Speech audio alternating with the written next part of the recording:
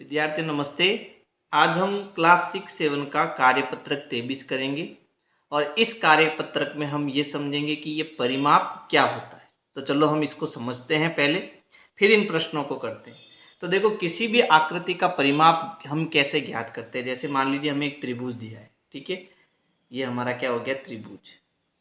तो इसका हमें क्या ज्ञात करना है, परिमाप ज्ञात करना है। अब परिमाप कैसे ज्ञात करते हैं तो इसको ठीक से समझना। जैसे मान लीजिए यहाँ से अगर कोई आदमी चलकर यहाँ तक आता है, ठीक है, और इसकी जो लंबाई है वो मान लो 5 सेंटीमीटर है, इसकी लंबाई 6 सेंटीमीटर है और इसकी जो लंबाई है वो 4 सेंटीमीटर है, आप मान लीजिए, ठीक है। तो कोई व्यक्ति यहाँ से चलकर यहाँ तक आता है तो वो कितना चला, 5 सेंटीमीटर चला। फिर यहाँ से जब ऊपर की ओर जाता है यहाँ तक, तब वो कितना चलता है, 6 सेंटीमीटर चलता है। तो ये इसमें 6 हम जोड़ देंगे। फिर यहाँ से वो नीचे की तरफ आता है, वापस यहाँ पर जहाँ से चलना शुरू किया था वापस यहीं आ गया, ठीक है। तो यहाँ से यहाँ तक वो कितना चला, 4 चला, 4 सेंटीमीटर। अब इन सबको जोड़ो तो 5 और 6 11, 11 और 4 15। तो वो आदमी कुल कितना सेंटीमीटर चला, उसने कुल कितनी दूरी तय करी, 15 सेंटीमीटर दूरी तय करी। यहाँ से चलकर जब वापस यहाँ आ गया तो उसने कुल 15 सेंटीमीटर की दूरी तय करी। इसी को हम क्या कहते हैं, परिमाप। परिमाप का मतलब होता है चारों ओर का माप, चारों ओर का माप, ठीक है। इसी को हम क्या कहते हैं, परिमाप कहते हैं। तो चलो इसमें हम इस प्रश्न को समझते हैं। वैसे तो ये सॉल्व किया हुआ है, लेकिन कैसे किया देखो।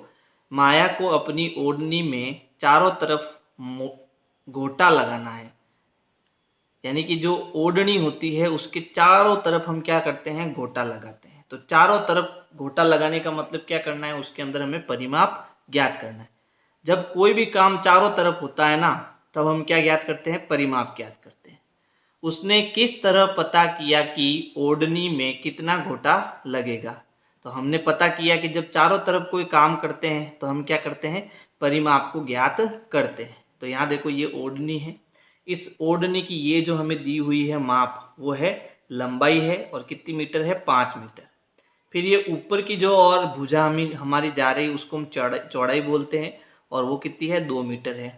फिर वापस ये हमारी लंबाई आ गई, तो वो कितनी आ गई, 5 मीटर। फिर नीचे वापस हमारी क्या हो गई, चौड़ाई आ गई, वो कितनी है, 2 मीटर। माया ने चारों तरफ की लंबाई व चौड़ाई को जोड़ कर लिया। तो हमने इसकी जोड़ की। पहले देखो, यहाँ से वो चलेगी ऐसे, तो वो 5 मीटर हो गया। फिर ऊपर गई, 2 मीटर हो गया। फिर इधर आई, 5 मीटर हो गया। फिर नीचे आई, वापस 2 मीटर हो गया। तो इन सबको जोड़ा तो कितना हो गया, 14 मीटर। तो ये इसका क्या आ गया, परिमाप आ गया। समझ गए ना। अब देखो हम दूसरा प्रश्न करते हैं। दूसरे प्रश्न में है, आप भी माया की तरह नीचे दी गई ओढ़नियों में लगने वाले घोटों की लंबाई ज्ञात कीजिए। तो घोटे की कुल लंबाई, यानी हमें परिमाप ज्ञात करना है, कुल लंबाई ज्ञात करनी है। तो देखो, पहले हम यहाँ से यहाँ तक चलेंगे, कितना चले, 6 सेंटीमीटर। तो ये 6 हो गया। फिर इसमें ऊपर की ओर हम कितने चले, 2 मीटर, तो 2 जोड़ेंगे।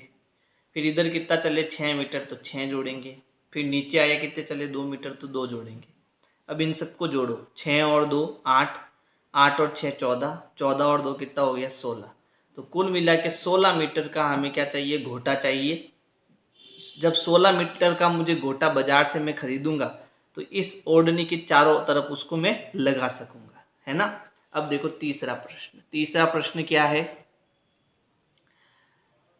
नीचे दी गई आकृतियों का परिमाप ज्ञात कीजिए। यानी जो हम कुल माप ज्ञात करते हैं उसी को हम क्या कहते हैं, परिमाप। तो देखो, इसका परिमाप ज्ञात कैसे करना, देखो यहाँ से हम चलेंगे, 1 बार 7, 2 बार 7, 3 बार 7, 4 बार 7 और 5 बार 7। यानी मुझे 7 को 5 बार जोड़ना है, 1 2 3 4 और 5, ठीक है।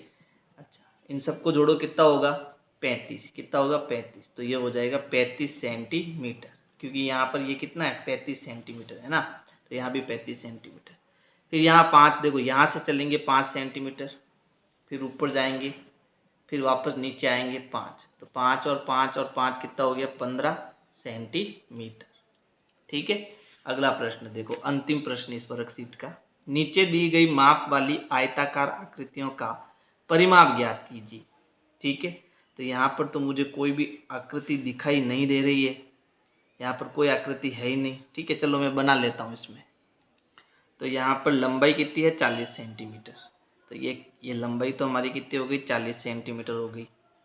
फिर चौड़ाई कितनी है, 30 सेंटीमीटर, यानी ऊपर की ओर ये हमारा 30 सेंटीमीटर है। ठीक है, यहाँ भी लंबाई 40 सेंटीमीटर हो गई और यहाँ भी लंबाई 30 सेंटीमीटर हो गई। अब हमें इसके परिमाप ज्ञात करना है। तो पहले हम यहाँ से चलेंगे 40, फिर ऊपर जाएंगे 30, फिर इधर आएंगे 40, फिर नीचे आएंगे 30, सबको जोड़ेंगे तो ये हो जाएगा 140 सेंटीमीटर, है ना। अब हम इस दूसरे प्रश्न को करते हैं। तो इसकी देखो लंबाई कितनी है, 30 सेंटीमीटर, तो लंबाई हमारी है 30 सेंटीमीटर। चौड़ाई कितनी है, 20, यानी ऊपर हमारे 20 सेंटीमीटर ये 20 सेंटीमीटर। फिर लंबाई कितनी हो जाएगी, 30 सेंटीमीटर, और चौड़ाई कितनी हो जाएगी, 20 सेंटीमीटर। अब हमें परिमाप ज्ञात करना है, तो हम यहाँ से चलेंगे यहाँ तक 30 प्लस ऊपर जाएंगे 20 प्लस इधर आएंगे 30 प्लस नीचे आएंगे 20, इन सबको जोड़ो 30 और 20 50, 30 और 20 50, 50 और 50 100। तो इसका जो परिमाप आएगा वो कितना आएगा, 100 सेंटीमीटर आएगा।